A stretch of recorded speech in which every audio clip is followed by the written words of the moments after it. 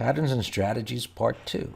So we've already looked at some of these pattern failures, but let's look at them a little bit more.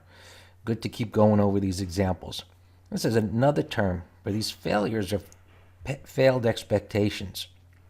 It's all about reading what other traders and investors are thinking through pattern recognition. And one of the most powerful patterns is when the pattern fails. Now, a pattern can fail in a way where it is what I call a total failure, meaning it really shouldn't have happened. And then there are other failures where it really should happen, meaning a breakout into an area of resistance against the trend. The breakout should fail, so we're expecting that to happen. This is the better it looks, the more that are trained to identify it, the more they're going to commit to it. Now, when I say that, there are different levels of training, meaning someone could, a webinar where over the course of a half hour, an hour, someone showed them an example of some pattern. And with that limited knowledge, they are now placing trades with inappropriate, or let's just say less than full knowledge of what they're doing. And us, as being fully informed, educated investors and traders, are expecting that a breakout, if it should occur at this point in time, it will fail, and we're ready to take advantage of it. Now, those that don't use stop losses, they haven't accepted the possibility of loss, or they just ignore it. And it's powerful when these patterns fail. This is where patterns will follow through to the downside. They'll become climactic. This is a wide range bar following after a move down. And we want to take advantage of that. Now, we want to consider and accept any pattern can fail, and it can move in either direction, and we're ready for that. And we can take advantage of those opportunities, and as well as knowing when we're wrong, and we can minimize loss. So patterns can be minor types of failure, that there's a correction, as I said, that should happen, and when others are wrong and we want to take advantage of it. And that's what master traders do. And these are some of the names of the patterns that I look at. So we always want to make sure that there's a price void, and there's the shakeout type of a pattern, which I'm going to show you what that looks like, the breakout bar failure. We've already looked at M tops and W bottoms. We have a breakout bar or breakdown bar failure. There's fewer bars there. Measured move, which I showed you in the prior section there. And they're going to form in different ways. When we look at the ideal, perfect textbook pattern, that's our starting point. But with the use of bar-by-bar analysis, which we covered in the candlestick section, you know that patterns can develop in various ways, and you're ready for that. It's the novices and even some of the so-called experts out there that point to exact patterns and say that this is the way it should happen. When it happens that way, great, but it doesn't always happen that way. And we have to be more flexible about the patterns that develop. And through the education that you now have and the use of bar-by-bar analysis, you're open and ready for any pattern that forms within the trend and in alignment with support and resistance in multiple time frames. And this is how we look at patterns and understanding them as master traders, in that how did the pattern form? What did it look like prior to completion? Now, here's a breakdown. And now I say, well, what were the expectations at that point? And what are they at the completion of this bar? And as always, we put these in the context of the trend, support, resistance, void, relative strength, relative weakness, and all of the tools that are available to us.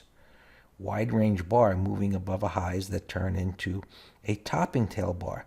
And this is a fantastic pattern when it occurs within a downtrend at an area of resistance, and then we short it with a stop up here with our position and money management rules, and we look for prices to continue to the downside. And the opposite of that is explained as we look at these patterns. It's dependent on the time frame that you're looking at. So whether it looks like a 180 type of reversal, or whether this would look like a bottoming tail bar. It's dependent on the time frame. And this frees you from thinking of looking at too many time frames, whereas some traders would look at, as an intraday trader, where you can look at many more time frames that are next to each other. They might look at a 2-minute chart, and because they might think, well, the 2-minute chart didn't form a specific pattern that they're looking at, they'll look at the 3-minute chart or a 4-minute chart and so on. By understanding retracements and multiple time frames as explained, you don't need to look at that because you understand that different patterns mean the same thing. Whether that's a 180 reversal or a bottoming tail or a topping tail, it's the same message. It's about understanding retracements. Shakeout patterns. This is where prices had been moving to the downside, a downside shakeout. And you can see the shakeout here. And then there's a move back up again. And then it goes sideways at that resistance. That's what I call absorbing the supply. It goes sideways there, and we get that bullish price action where it refuses to go back to the downside, continuing the trend. Rather, it goes sideways and buyers step up, and the demand, the buyers, are absorbing the seller's supply, and that bullish price action signals that prices are going to move to the upside. This is a different example, an upside shakeout. This could be a 180 type reversal. I'm showing it to you as a topping tail bar. As you understand now, it can happen in different ways, and we look for a void below, and ideally this is in a downtrend, or this could be a climactic type of sell setup where this has become extended. Or we could be looking at multiple time frames where the higher time frame is multiple bars higher and extended, and this is our shorter time frame where we're taking an X-ray into what's happening on the higher time frame, and we see the upside shakeout pattern, and that gives us the signal as to when to enter and where to place our stop. Breakout bar failure. As prices move up, they begin to stall. There's a breakout, there's an inside bar, and then prices break below the low of the inside bar. Now, when these happen, you could be in a long position and it looks like it's going to go higher. You want to exit below the low of that inside bar in a scenario like that, because this 3-bar reversal is a topping tail, and that failure pattern is going to create uncertainty, and prices are going to come back in again. Whether it's a shallow pullback or a deeper one, we're not going to know, but this pattern has created uncertainty, and at that point we want to step aside. Of course, you do have the choice of selling half your shares and waiting to see what happens and then re-entering. Breakout failure, topping tail. It's a smaller pattern here than the bigger pattern. But again, we're looking at these patterns and understanding that they happen in different ways. And as they do, we can take advantage of whatever the picture is. I call them pictures. They're price patterns, but they're just pictures that we understand what they're telling us and when to take action. And then the breakdown failure, that 180 reversal after a small consolidation. M tops and W bottoms. This is showing you that they can happen in different ways. And this new high is a little bit of a shock in that it took out the prior high. Now these M tops and the W bottoms, they happen after shallow reversals. In other words, the expectation is that they're continuing and they're higher, and it's actually showing strength by the shallow reversal. But once it pushes up, in this case, it fails and then comes right back in again, and this is a potent reversal. This one, you've got a little breakout bar failure type of pattern here that I've drawn out, and then there's a retest and a topping tail. And this one is just retesting and turning back down again. I'm going to say it again. All of these patterns, they happen in different ways. By me showing you all of these different examples and understanding bar by bar analysis, you're ready for whatever happens.